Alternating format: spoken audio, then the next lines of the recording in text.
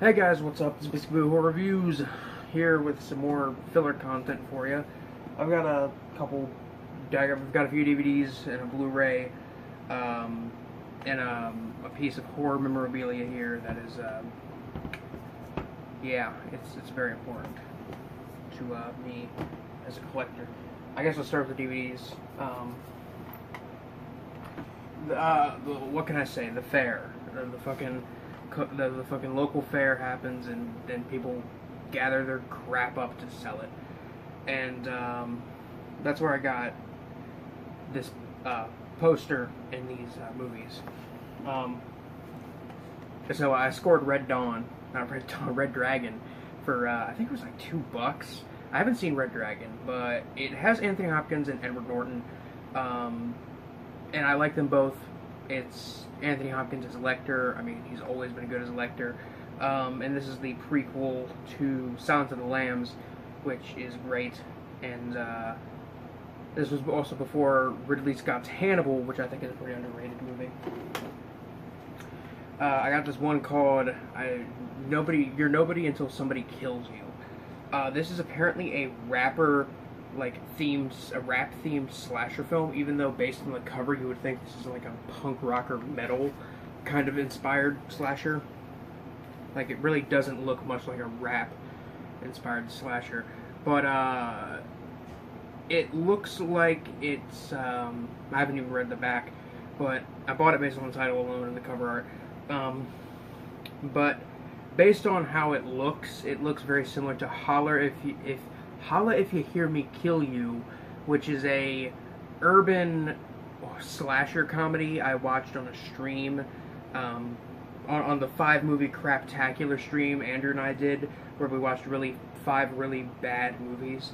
Holla If You Hear Me Kill You was one of the only ones on there that was actually good, and this has a fairly low rating on IMDb, so I'm not like on the edge of my seat, you know, ready to shit my pants, because I have a movie called You're Nobody Until Somebody Kills You. This one I grabbed mainly for one movie in particular. This is a 4-movie set that features Darktown, Godsend, Bruiser, and Modern Vampires. I mainly grabbed this for Bruiser, which is a early, I think it's early 2000 kind of psychological body horror film directed by George Romero. Rest in peace, George. I think it's a pretty underrated little flick. I really enjoyed it last time I watched it, which was a few years back. I need to rewatch it. But this one also has Godsend on it, which is kind of a fun, bad movie, essentially about like why you shouldn't clone your dead son, and it has Robert De Niro in it. Another movie on here that I'm not very familiar with. One of the other movies on this set, which is one of the 2 I'm not familiar with, is a movie called Modern Vampires, which I had no interest in until I did some research, and it turns out it's directed by Richard Elfman. For those of you who do not know, let me give you a little history lesson here. Richard Elfman used to be the frontman to a little pop rock band in the 80s called Oingo Boingo. He used to be kind of I believe he was like the main lead singer, the main lyricist, in the band in the 70s, and then in 1980 he directed a movie called The Forbidden Zone, which is a really cool, interesting kind of bad movie, and that was him essentially marking himself leaving the band and becoming a filmmaker. And after The Forbidden Zone he really hasn't done much, but apparently Modern Vampires is like one of his TV movies he did, which I'm interested in seeing that. But yeah, I mean, he's the brother of Danny Elfman, who did the music for a lot of movies. I mainly remember him for doing the theme to Army of Darkness, which was really good. But Danny Elfman would go on to become the lead singer of Oingo Boingo, and then they would become relatively kind of a cult band. Definitely more well known than they were previously. But yeah, fucking Richard Elfman movie that I randomly bought, as well as a fun, bad kind of Robert De Niro movie and a really good George Romero movie. I got Hot Shots and Hot Shots Part 2. I've never seen either of these. I know it's directed by Jim Abrams, who I know like wrote and directed, I think, the Naked Gun movies. I know he wrote for. He worked with the Zucker brothers when they worked on. What was it? What was it they worked on? Airplane, one of the best comedies ever. But they're like, one's a parody of fucking Top Gun and one's a parody of Rambo. Both of them featuring Charlie Sheen. I mean, honestly, I don't think I have anything negative to look forward to. This cost me like $4. Speaking of bad movies, we got Barbed Wire featuring Pamela Anderson. And this is how old the DVD of this movie is. It says Pamela Anderson Lee, as in when Pamela Anderson and Tommy Lee were still married. I've never seen this movie. I've only heard of it, and I've heard it's terrible. I've heard, from what I know about it, it is essentially a remake of Casablanca, but set in a post-apocalyptic world. And that just sounds absolutely terrible right off the bat. So, I mean, why not? This one wasn't too expensive either. This was like $2. I'm so happy I found Barbed Wire. And this is the first one I grabbed because I saw this title on the spine and I was like, that sounds terrible. And then I pulled it out and I saw who was on the cover of this movie and I instantly knew I had to own it. It's Surf Ninjas, which features Rob Schneider and Leslie Nielsen. As soon as I saw Leslie Nielsen on the cover, I was fucking sold. I will watch anything that has Leslie Nielsen in it. I watched 2001: A Space Travesty, which starred Leslie Nielsen, and that one was really bad. Also, the one Blu-ray, this is a new release from Scream Factory. This is the only Scream Factory release I've bought recently. And this is a complete blind buy. I've never seen either of these movies. But it's their new double feature Blu-ray of Night of the Sorcerers and The Lorelei's Grasp. I've never seen either of these movies.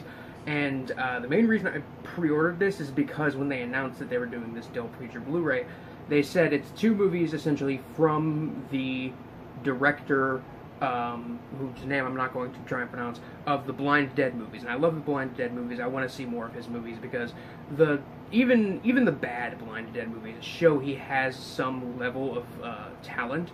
So I'm interested in seeing his other horror movies. So I figured I'd start with like two of the ones that were getting a new Blu-ray release. And I know like Night of the Sorcerers is like a kind of cannibal movie having to do with like voodoo. And I know The Lorelei's Grasp is like a movie about a monster on a college campus killing people and ripping out their hearts, which both of those sound really fun and entertaining, so why not? You know, this is just like with the Scream Factory release of Ghost House and Witchery. It's low on the features, but it's still a nice little release. Onto the one big fucking piece of memorabilia I scored. I scored this for about $26. This is a reproduction print. Not an original print, but a reproduction print from the 1980s. It is a Dawn of the Dead poster, which I just bought a frame for today. And look at that. I messed up the frame a little bit while putting it in there because I was so excited to put it in the frame. But this obviously is not going to go anywhere in the backgrounds of my videos, mainly because the posters, the prints I have up back here are, I think, like 11 by 14, and this is 2 feet by, this is 23 by 36, this is 2 feet by 3 feet, so I'm going to have to find a nice little area for this one to hang. But,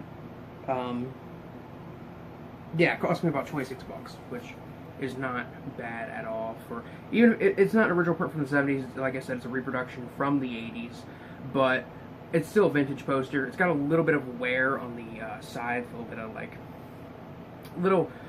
couple small tears on the edges, and definitely some like scuff marks and stuff like that. Like you can tell, this thing has been moved in and out of fucking plastic sleeves and cardboard tubes for years, but it's still pretty minty fresh, and I'm so happy to have this in my collection. With the passing of George, I decided I would have to get something to really commemorate and celebrate his life, So I figured, why not get a fucking original print poster? I mean, this isn't full-on original, but it's, again, it's fucking vintage. I can live with that. But yeah, that's the big fucking thing. Honestly, I could just sit here and just fucking move this poster in and out of frame, and I will be happy with my life. But that's it for now. This is Biscuit Boo Horror Reviews signing off. Peace.